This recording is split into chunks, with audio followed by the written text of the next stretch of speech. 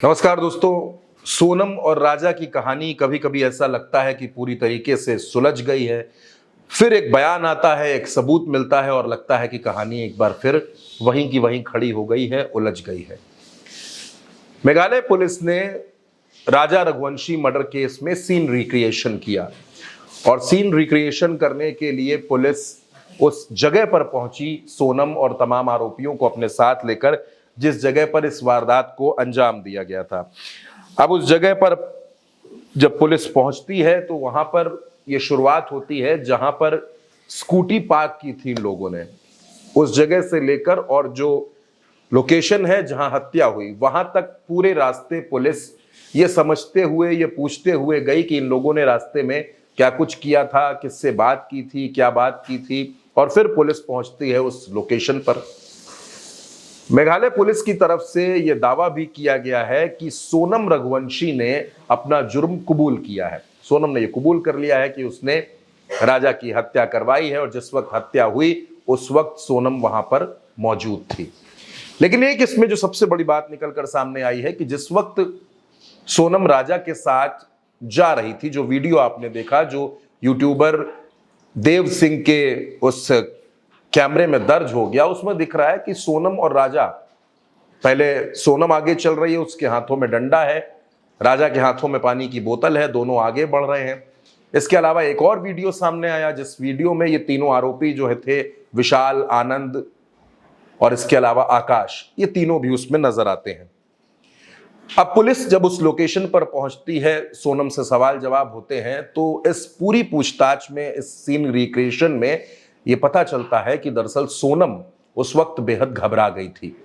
जिस वक्त राजा पर पहला वार विशाल ने किया, राजा के सिर से खून निकला, तो सोनम घबरा गई। लोकेशन कुछ ऐसी थी कि राजा था, राजा के आगे सोनम थी, राजा के पीछे दाईं ओर विशाल था और जो आनंद है और आकाश है ये बाईं ओर थे। पहला वार विशाल ने किया। जैसे ही पहला वार विशाल ने किया तो राजा के सिर से खून निकला और राजा के सिर से निकले खून को देखकर सोनम घबरा गई थी। सोनम इतनी घबरा गई थी कि वो पीछे हट गई, क्योंकि राजा ने भी सोनम को देखा।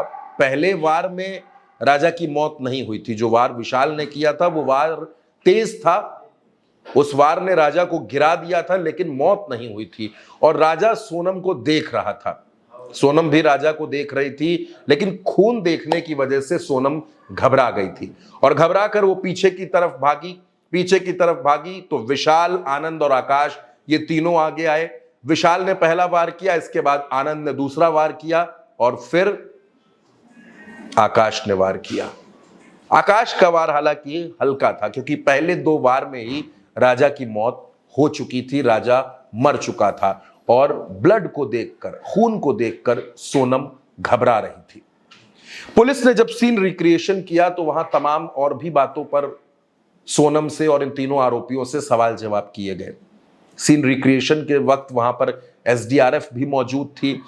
पुलिस वहां यह भी समझना चाह रही थी कि सोनम और इन तमाम आरोपियों ने मिलकर राजा को कैसे फेंका खाई में, क्योंकि वहां पर लोहे के एंगल वॉल्स थे और फेंकने के लिए एक भरपूर ताकत चाहिए। जब आपको खाई में फेंकना है तो यह भी पता चला कि इन तीनों आरोपियों ने राजा की डेड बॉडी को खाई में फेंका था और सोनम ने इसमें उनकी मदद की थी। दोस्तों, सीन रिक्रिएशन के बाद बहुत सी बातें साफ हो चुकी हैं, लेकिन अभी भी बहुत से ऐसे सवाल हैं जिनका जवाब मिलना बाकी है। और अब मेघालय की पुलिस ने असम की पुलिस से भी कांटेक्ट किया है, इंदौर की पुलिस से भी कांटेक्ट कर रही है, इसके अलावा यूपी की पुलिस से भी, क्योंकि एक गाजीपुर का भी इसमें एंगल है, तो उनसे भी कांटेक्ट किया जा रहा है। और अब इस पूरी जांच को जोड़कर देखा जा रहा है कि कैसे कैसे सोनम यहां पर आई, यहां से गई, इस दरमियान क्या क्या हुआ। उस जहां पे वो होम स्टे था वहां के लोगों से भी पूछताछ चल रही है।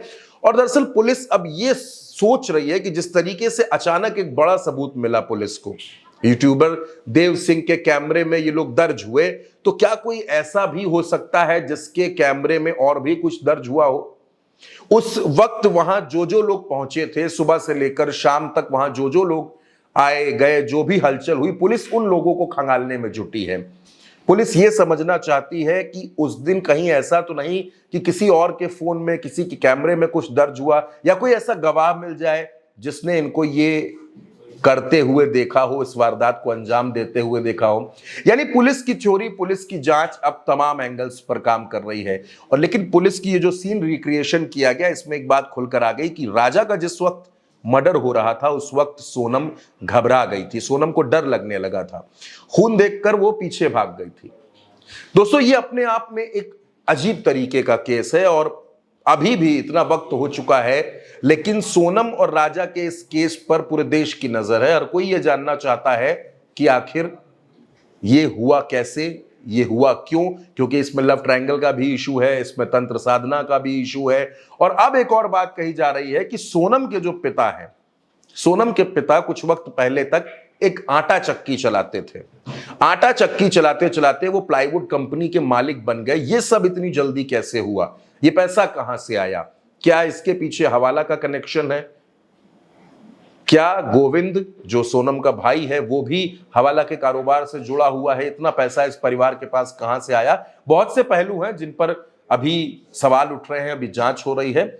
लेकिन सोनम हत्या के वक्त किस तरीके से घबराई थी, क्योंकि सोनम अपने आप को बहुत, लोग कहते हैं कि मजबूत दिखाने की कोशिश करती है। अब उसके पड़ोसियों का यह भी कहना है कि बड़ी घमंडी नेचर की लड़की थी, पूजा पाठ बहुत करती थी, दिन भर पूजा पाठ में लगी रहती थी, क्योंकि सोनम का कनेक्शन एक तंत्र साधना से भी निकल करके आ रहा है कि वो किसी तांत्रिक के कांटेक्ट में हमेशा रहती थी। बहुत सी बातें हैं, बहुत सी कहानियां हैं। उल्टा चश्मा यूसी आपको लगातार बता रहा है और हम ये कोशिश कर रहे हैं कि इस केस से जुड़ी हर तस्वीर, हर कहानी आप तक हम पहुंचा सकें। फिलहाल आज अभी की इस खबर में इतना ही। आप उल्टा चश्मा यूसी के साथ बने रहिए और सब्सक्राइब कीजिए। नमस्कार।